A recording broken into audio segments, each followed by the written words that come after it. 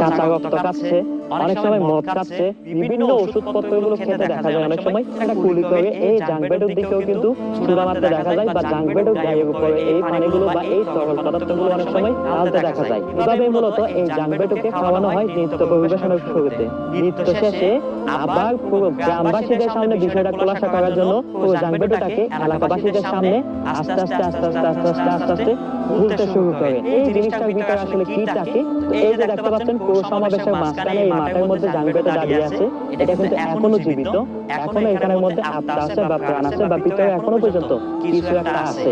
আস্তে আস্তে আস্তে আস্তে জিনিসটা তারা অনাবৃত করতেছে, তুলতেছে এবং শেষমেশ গিয়ে এই জাঙ্ক বেডের ভিতর থেকে মূলত কিছুই পাওয়া যায় না।